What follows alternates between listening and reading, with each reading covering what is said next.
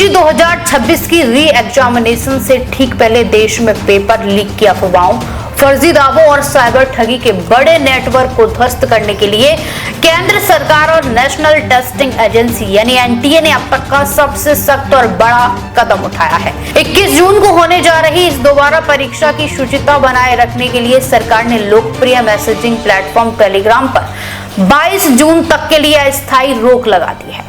Electronics और सूचना प्रौद्योगिकी मंत्रालय द्वारा आईटी एक्ट की धारा 69A के तहत जारी इस आदेश ने देश के डिजिटल और शिक्षा जगत में हलचल तेज कर दी है। दरअसल मई में हुए पेपर लीक के विवाद के बाद जब 22 लाख से ज्यादा छात्रों के भविष्य को देखते हुए दोबारा परीक्षा का फैसला लिया गया, तो साइबर ठगों और पेपर लीक सिंडिकेट ने एक बार फिर एक्टिव होकर टेलीग्राम को अपना मुख्य अड्डा बना लिया था।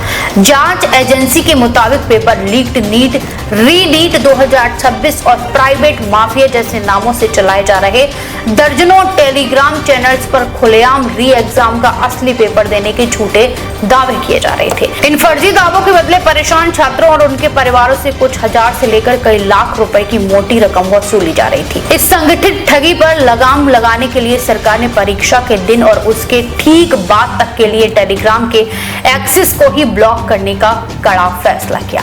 इसके साथ ही सरकार ने टेलीग्राम के एक बेहद खास टूल पर भी करारी चोट की है। टेलीग्राम को निर्देश दिया है कि वह आगामी 30 जून तक भारत में अपने मैसेज एडिटिंग फीचर को पूरी तरह बंद रखे। एनटीए ने इस चालाकी का पर्दाफाश करते हुए बताया कि ये ठग और जालसाज परीक्षा खत्म होने के बाद पुराने और सामान्य मैसेज को एडिट करके उनमें असली क्वेश्चन पेपर डाल देते हैं, जिससे टाइम स्टैम्प्ड पुराना ही रहता है और ऐसा भ्रम पैदा हो जाता है कि पेपर परीक्षा से ठीक पहले ही लीक हो गया था। इसी फर्जी सबूत और आफ्टर द इवेंट कारनामे को रोकने के लिए मैसेज एडिटिंग पर भी कैची चलाई गई है।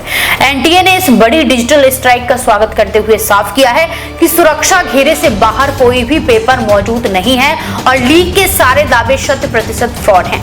हालांकि एजेंसी ने माना है कि इस ब्लॉक से आम नागरिकों को कुछ समय के लिए असुविधा जरूर होगी, जिसके लिए उन्होंने खेद भी जताया, लेकिन परीक्षा की सुविधा और लाखों छात्रों के भविष्य को देखते हुए इस कदम को बेहद जरूरी बताया गया है। गृह मंत्रालय की साइबर क्राइम विंग और राज्य पुलिस की टीमें अब ऐसे फेक व्हाट्सएप और चैनल को लगातार डिलीट करने में जुटी है, ताकि इस बार बिना किसी दाग के परीक्षा को पूरी तरह निष्पक्ष और पारदर्शी तरीके से संपन्न कराया जा सके। देश विदेश की तमाम बड़ी खबरों के लिए देखते रहें किनी टाइम्स। वीडियो को लाइक करें, चैनल को सब्सक्राइब करना ना भूलें।